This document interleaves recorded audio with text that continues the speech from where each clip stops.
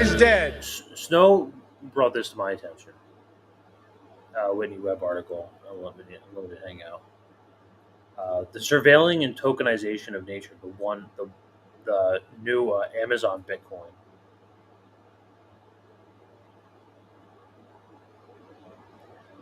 Borgified with a large-scale network in order to create a new form of digital gold.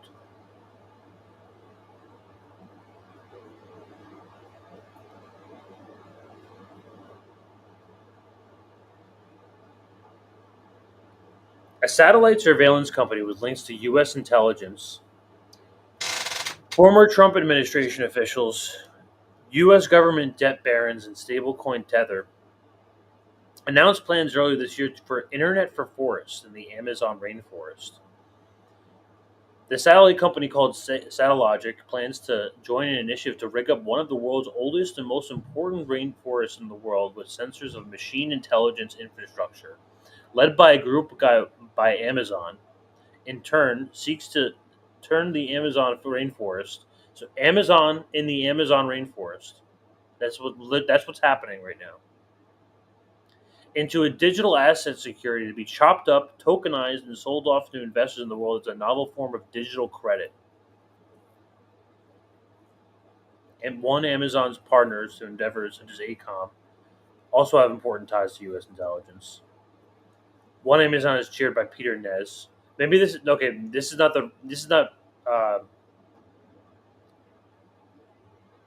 Jeff Bezos Amazon. This is one Amazon chaired by Peter Nez, who oversaw the creation of ETFs and iShares, which is owned by BlackRock now. Of course it is. He also served as BlackRock's global chief investment officer, who also chairs the Venom Foundation, which is developing a proprietary blockchain token to facilitate the development and implementation of a central bank digital currency. Given that one describes its rainforest tokenization initiative as a crypto with purpose, and that it also shared by Nez, it is likely that Amazon-focused initiative may involve Venom in some capacity. Given Satellogic ties to past efforts to impose Bitcoin blockchain-powered carbon market on planet America, it is also possible that Bitcoin or other prominent blockchain will be used, especially considering one's involvement of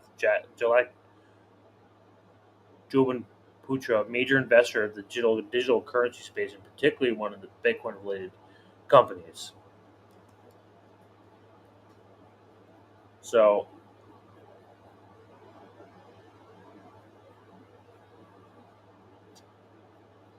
damn, this is long.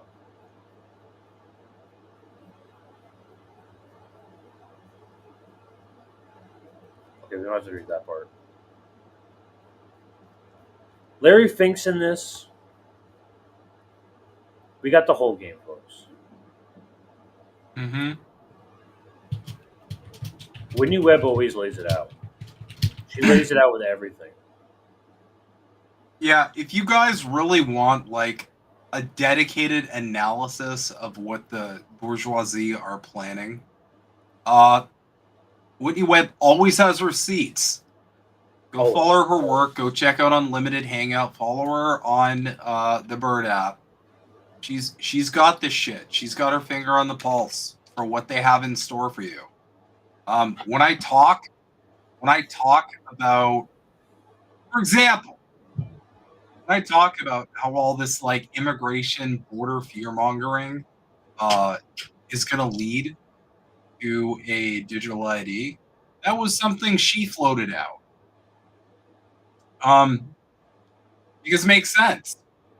Okay, why would these people lose their minds endlessly over the border and tie different issues all to the border crisis if they don't have some initiative they're angling towards?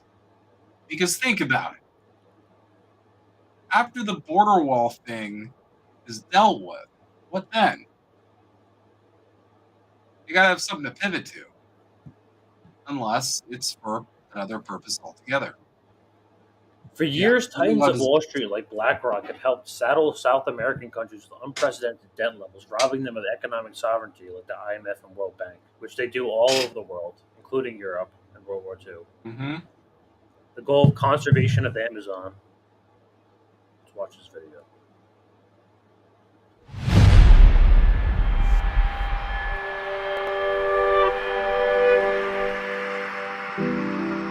What if we could save the Amazon rainforest by helping people profit from its preservation? What if landowners and investors stood to earn more through conservation than deforestation? What if we could protect the largest rainforest on Earth by harnessing the power of blockchain technology and financial markets? One Amazon is crypto with a purpose, regulated by financial markets. We combine the power of the market and blockchain technology, encouraging conservation efforts in the Amazon. And out of each dollar of revenue from token sales, 85% goes directly towards sustaining the Amazon. With over 50 million hectares already committed, equivalent to the size of Spain, we believe the rainforest as a unified whole is worth more than the sum of its parts. Investors and landowners can now profit more from conservation than from unsustainable business opportunities with One Amazon tokens. Investors will benefit from asset price appreciation and possibly receive dividends. So what if? What if saving the Amazon wasn't just good for the planet, but good for business?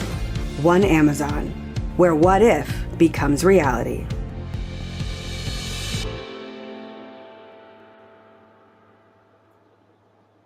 So this is their big plan. Their efforts to champion ecosystem preservation, indigenous well-being, act predatorily with indigenous Amazonian tribes. It's actually quite opposite of helping the environment. They claim to build the world's first Internet of Forest in partnership with the MIT Media Lab, helping to create a framework to monitor every hectare that is tokenized against digital asset security, provide by data-driven, real-time understanding of what's going to be happening on the Amazon bio.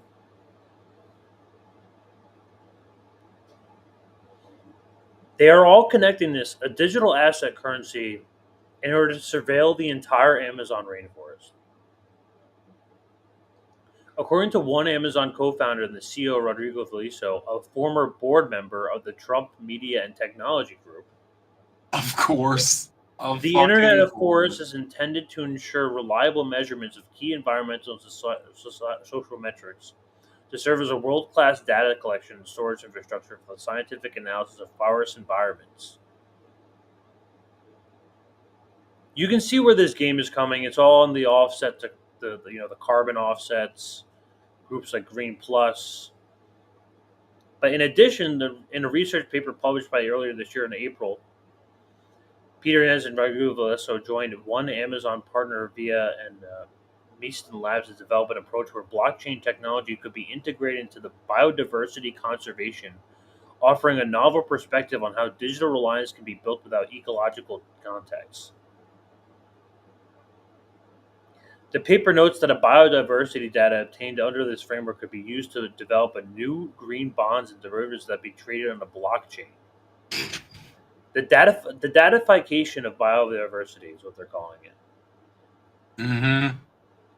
And yes, you should be very suspicious of this because, like all of these large capitalist projects, they say it's for this thing, but they really mean this thing over here. Always. The paper fails to establish how these innovations will actually promote and protect biodiversity. The paper merely says that in its conclusion that the results of leveraging biodiversity will hopefully help in biodiversity preservation via sustainable digital technology investments. It seems likely that these technology investments allude to an expansion of a sensor network in the Internet of Forests. The aforementioned use of the swarm intelligence drones to manage biodiversity. Here's another connection. So, Meisner Labs, which co-authored with the paper one of Amazon's co-founders, is deeply tied to the Peter Thiel and DARPA-linked social media network Facebook. There it is. Its efforts to make its digital currency. By September 2021, by four former members of Meta Facebook stablecoin project Libra, also known as Deep Navi Financial, the Yvonne Cheng, the co-founder and CEO, was previously head of the research development of Novi Financial, another co-founder of the Meisner Labs. The connections are all here, guys. This is Whitney Webb. Reading Whitney Webb articles, like here's a connection, here's a connection. It's like ADHD with like it's like that one like Charlie meme with like but like in a serious way. Like this is she has like all the receipts always.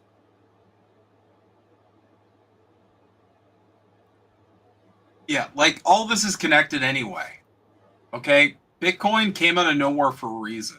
Blockchain came out of nowhere for a reason.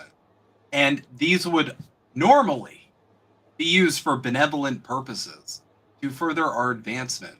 But because we live under a late stage capitalist hellhole, you can be guaranteed it will just be used to further bulwark and benefit the ruling class and further degrade us, the working class, into what is essentially our future, which is just fucking serfdom. Techno serfdom.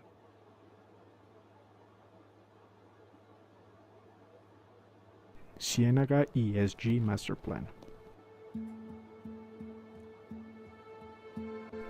Within the framework of the Black Line Preservation Area, the proposal entails the establishment of a forest that articulates the seaport and serves as a hub for net zero infrastructure projects. Where'd it go? Colombia is strategically positioned on the globe, presenting significant strategic potential in terms of maritime connections. This is so funny. There it is, right there. Line Preservation Area, the proposal entails the establishment of a forest that articulates the seaport and serves as a hub for net zero. Colombia is strategically positioned on the This is a previous project. has direct access to a national railway system as the North Caribbean coast of Colombia and Sierra Nevada de Santa Marta. It is part of the Línea Negra Preservation Decree, directed by the Santa Marta Territorial Ordering But these people are like where all the lithium is, all where it's Plan, Latin America. TOT.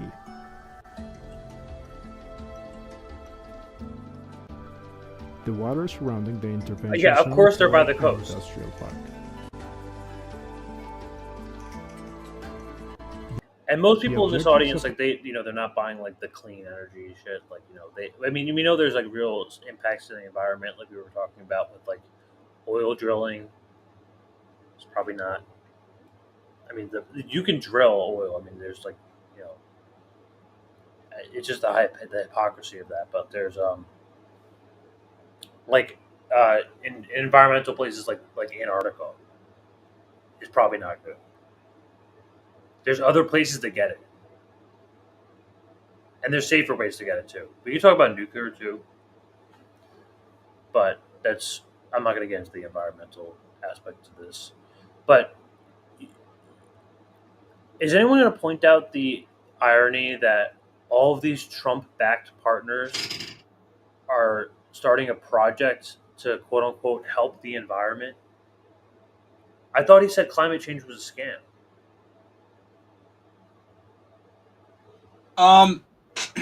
Yeah. No? Not, I don't know what to say to people at this point. Donald Trump has no positions. He's the perfect tool. Everybody talks about Kamala Harris being the perfect tool. Donald Trump is the perfect tool for the ruling class. They operate in different ways. Yeah, they operate. They have very specific roles. Yeah. Here's why. He's very charismatic. He can riff for hours and make lying sound effortless. He's the best liar I've ever seen in my life. Next to Obama. Obama's number one. He might be number two. And he'll do anything for applause. Absolutely anything. He's a narcissist. He feeds off the energy of people validating him. He's the perfect tool for psychopaths. So he doesn't have any actual convictions. He'll do whatever. If he were told tomorrow that all of the most powerful and incredible people in the world would think he's a god if he embraced Marxism-Leninism, then he would be a comrade overnight. Like he really is a blank canvas if you know how to play him properly. So like, of course this is a contradiction, but if you look at Trump's policies and what he says and what he does, there's a million contradictions to be had. That's with every narcissist, because they can't be consistent, because they will always morph and adapt everything about them to meet whatever is going to give them the most control and the most validation. So it's pretty simple psychologically. But yes, it is a massive contradiction. And again, anything coming from the top down claiming to be doing something for an altruistic reason, I'm not saying it isn't. I'm saying look further into it and confirm. Because there's a reason why the road to hell is paved with good intentions is a phrase. Came from somewhere. So, I just want to point out all the Trump connections here. Another partner of one's Amazon satellite electric was Howard Lutnick.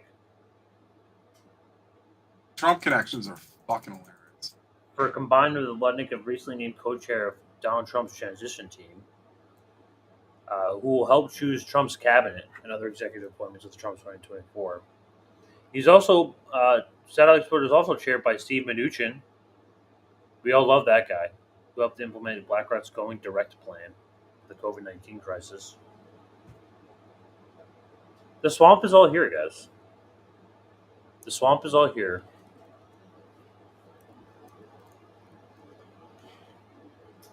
And this has Trump's paws all over it. Like we said, we're here politically homeless. We're picking at all sides. We're picking at all sides.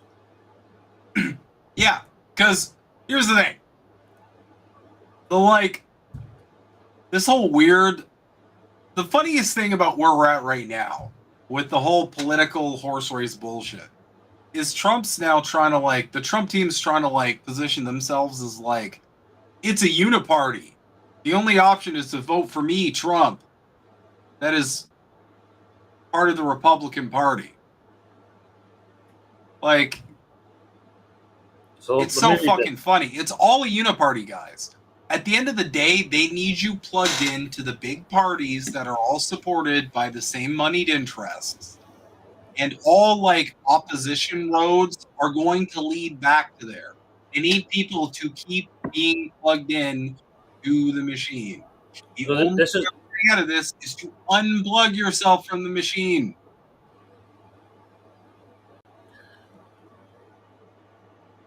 I want to point this out.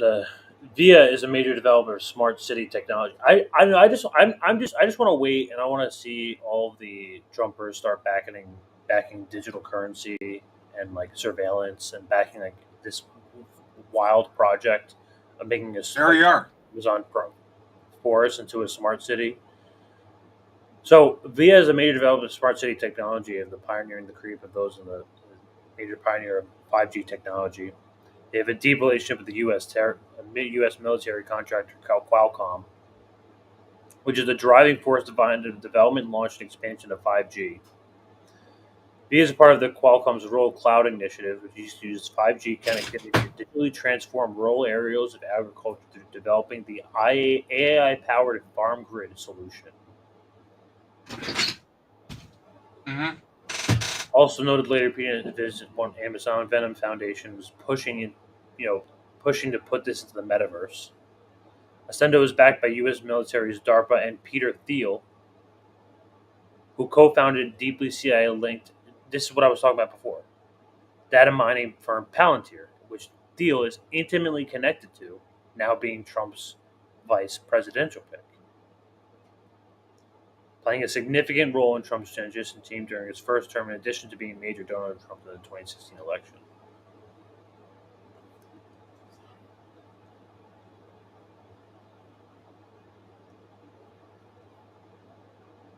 So now Trump has been kind of posturing himself, and I want to make it clear, Trump is kind of posturing himself as the crypto president, the pro crypto president, and I get it, kind of people kind of I know the libertarians kind of go behind this, but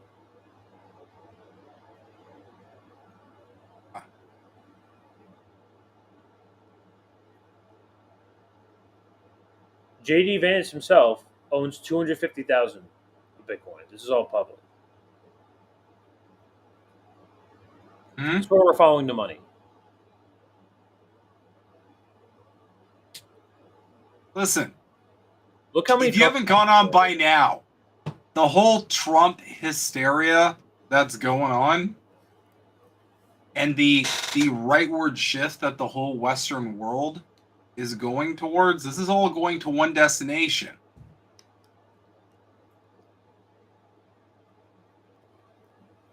Doesn't matter what team you support. They want the same thing at the end. Okay? They want a full dystopia where the ruling class can extract the maximum amount of labor from you while completely minimizing the amount of money they want to pay you for that labor. And they want more than anything right now.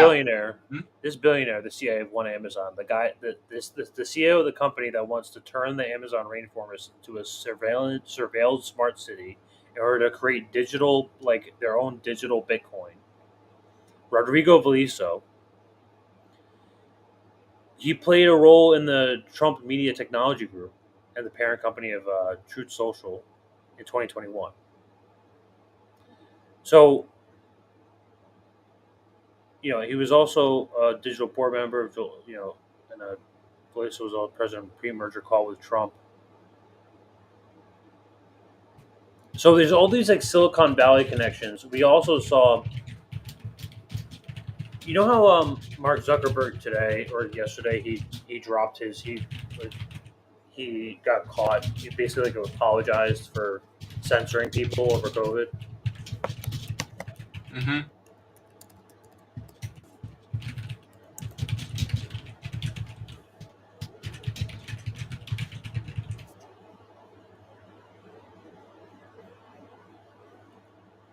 So even Mark Zuckerberg, he's admitted that he censored Americans during the COVID outbreak.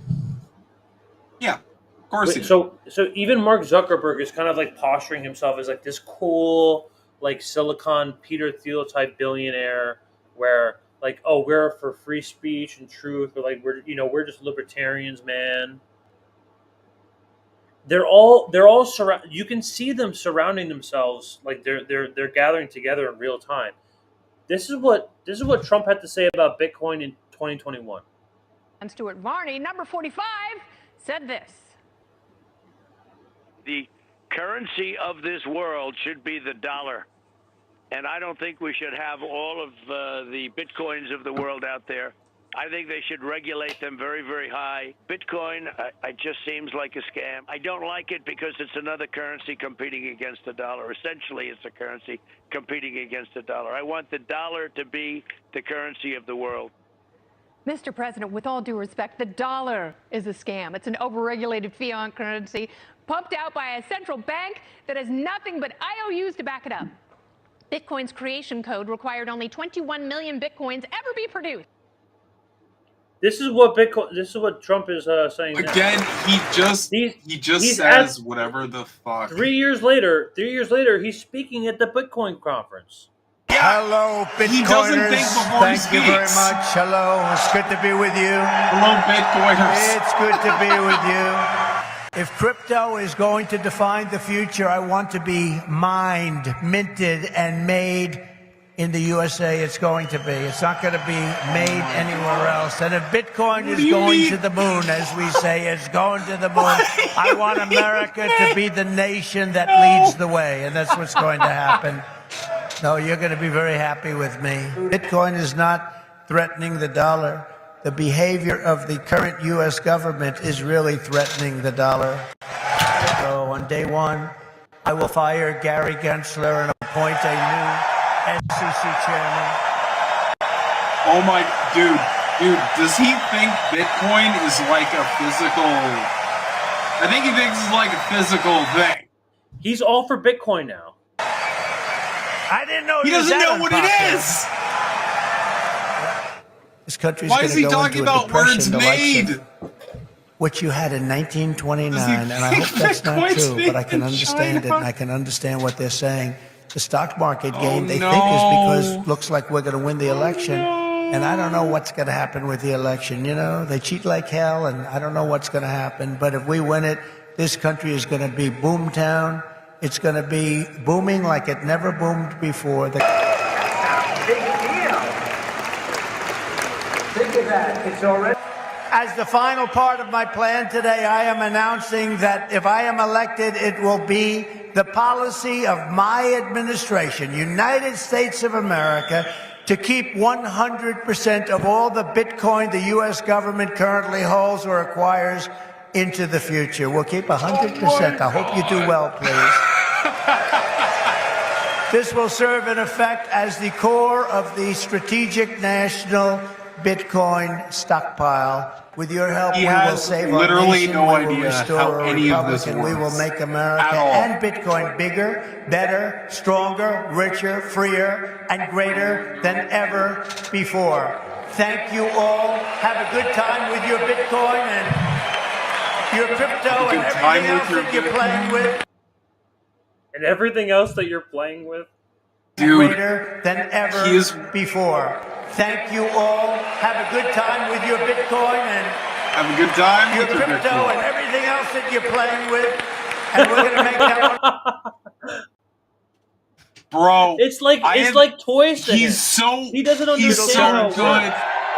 He's We'll ensure that the future of crypto and the future of Bitcoin will be made in the USA, not driven overseas. I will support the right to self-custody to the nation's 50 million crypto holders. I say this with your vote. I will keep Elizabeth Warren and her goons away from your Bitcoin. And I will never allow the creation of a central bank digital the way he currency. says it, the inflection, you can tell he doesn't know what it is. We'll ensure this is that so the future good. of crypto and the future of Bitcoin. But we understand that, like, this is that cryptocurrency is the Trojan horse.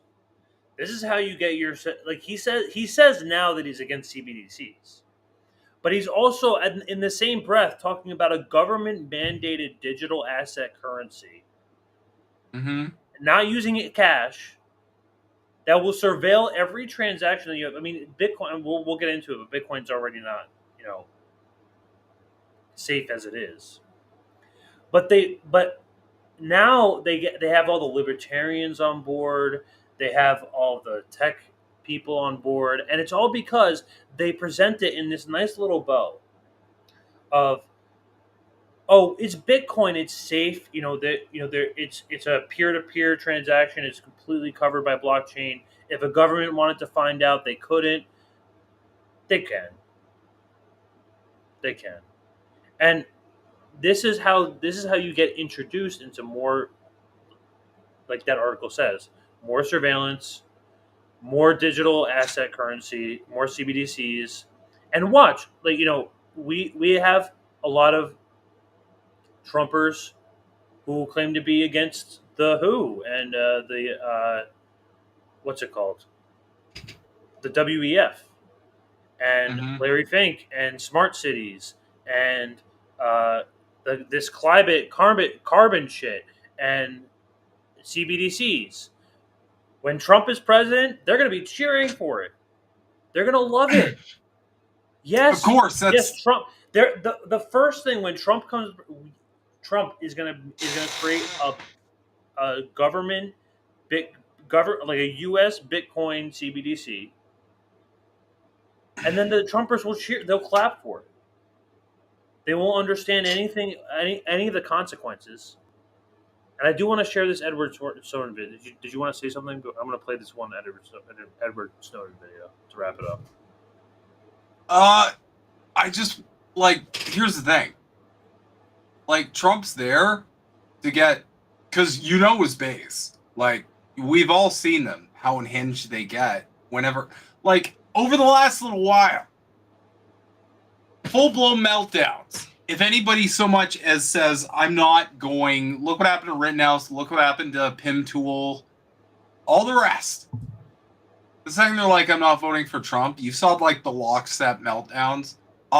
He can get these fuckers on board with anything. Anything at all. He said no. Trump said famously, like he could shoot someone in the middle of like Fifth Avenue, and then his people will still vote for him. That's true. Yeah, that's true. Yeah, that's accurate. So that's his purpose. I mean, that's why he's effective, and that's why the deep state is not out to get him, guys. Well, that's why he's also he knows his role. I mean, I just don't think I don't think he cares as much anymore because he knows how much it's like. That's why I don't know what your predictions are for this election, but it is what it is. I don't really give a shit. It's the same either way. I will go on record in saying we're gonna get it's gonna be Trump coin. Yeah, Trump coin, MAGA coin. It'll be something like that, and it'll be something fucking stupid. But I'm gonna go on record. A lot of people are like, Trump's got this on the bag. I think what's actually happening is the establishment is weighing these two people on who would be a better candidate to usher in the next era.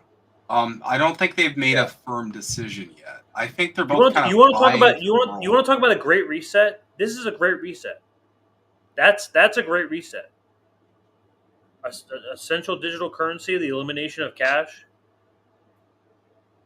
By the way, if you want to learn about stakeholder capitalism, go Google Maplefile stakeholder capitalism. We did a great deep dive on that bitch. Small plug. I gotta watch that. Link it. Everybody knows who is technically involved in this. That Bitcoin is really bad on privacy. I think the only people who do it worse actually are Ethereum, and that's because they use the account-based model as opposed to the address-based model. But a lot of people only use like one account, so they see it's like as if you were using Bitcoin, you were just reusing the same wallet. You get this giant history cruft that just follows you wherever, and then you create all these chain explorers, and then people see every smart contract you've interacted with on Ethereum, and it's problematic. Bitcoin suffers from the same thing, but at least largely because there's not as much contract-based activity on Bitcoin. They only see address A sends to address B and so on. They follow it out. They chart it. They see where it splits on the chain, and then they try to go where it goes back to a common node, or they track spends, or they go where it goes through KYC gateways, and they find out it. With the tools that I had at the NSA in like 2013, tracking Bitcoin transactions would have been very, very easy. And this is why, even though I used Bitcoin to rent the servers that I used for communicating with journalists and passing, massive archive files over the internet anonymously, I was using Tor. I was using sort of mixing services. I was trying to basically do anything that would buy time. It wasn't that I thought the NSA wouldn't be able to follow the trail. It was that, I'd have to go to this guy, and then I'd get routed over to the office, and then they'd wait on it because they had other things to do. And it wasn't until there would be a sustained effort that they would be able to do this. And by then, I would have already contacted the journalists, so the door would be closed. Normal Bitcoin users don't have that level of awareness. They don't understand the network flows. They don't understand simply your IP address sending, this transaction to this node that then passes it on. All of that leaves a history that is largely being recorded. There are ways on Bitcoin that they can improve this, and that are done like coin join transactions and the whole join market thing, which are great, but they're way too technical for average people. We see some wallet providers who are trying to build in their own mixers, and that's great. It's an improvement, but it's really not enough. You have to have this stuff in the protocol. It has to happen on chain. And that's where you see things like, Monero is great. I use Monero, right? People think I'm like a super Monero hater, and no, they've got a couple super toxic people in their community. And there were some bad design decisions like a million years ago. And it's not perfect, right? But what is? Zcash has its own flaws too. And then Zcash, it's also great, but, for a lot of people, they're not using the shielded transactions, or at least they weren't using the shielded transactions. Now it's getting easier. They've got mobile clients that will you'll do a transparent transaction, and then it'll roll you over to a shielded transaction automatically. And these things are great.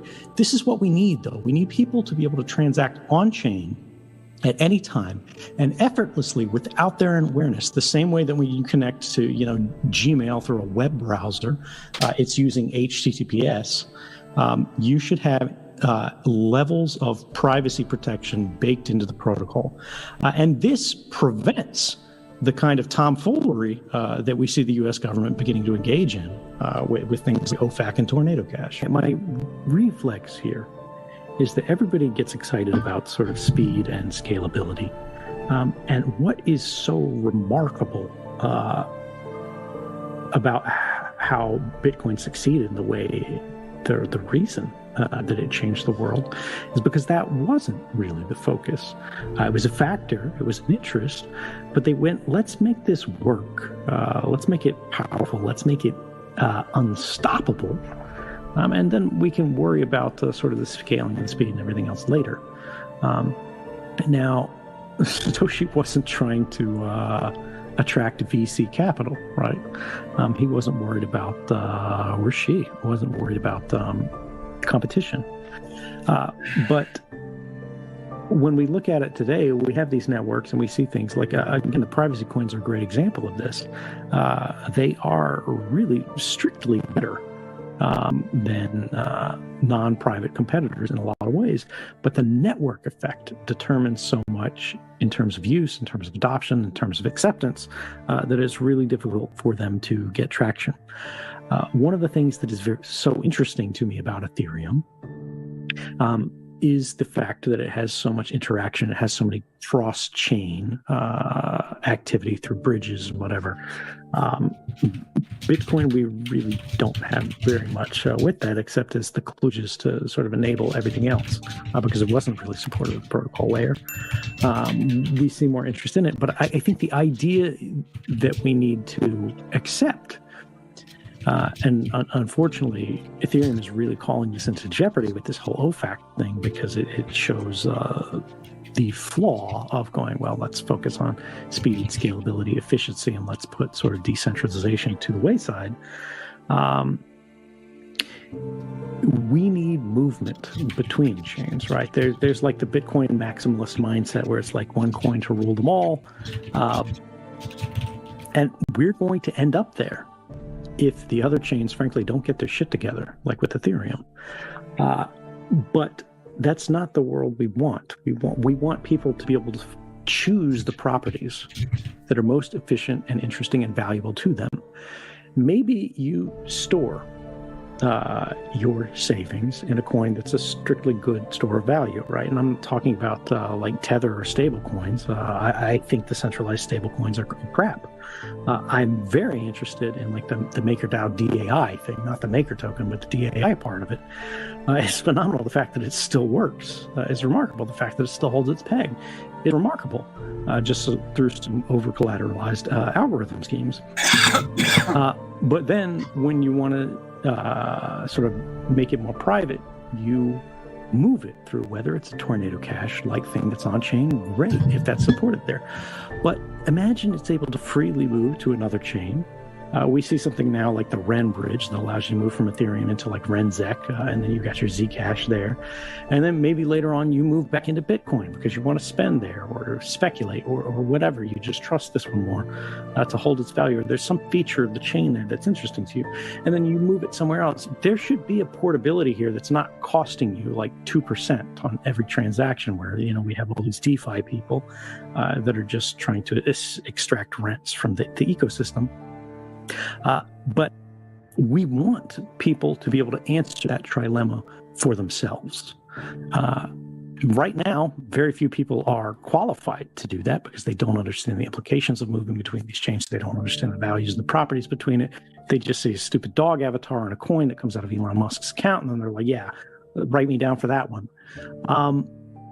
And that's a problem. But as the space matures, as these sort of networks become more sophisticated, people should be trusted to make their own decisions on these kind of things.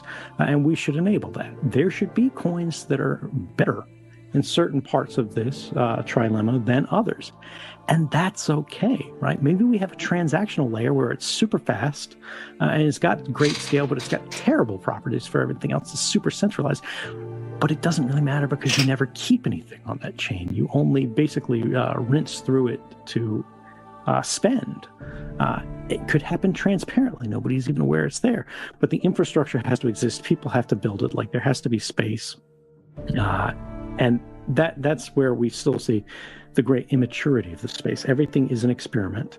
And the people who are doing really well with precisely this kind of thing, like the Ethereum guys, I really like, again, that they've done this proof of stake thing, but it's incomplete. We don't have the end. Now we're being confronted with the problems of it, and they really need an answer for this. And right now, there's been no response to the OFAC compliance disease that's eating into their blocks, and we needed a solution to that.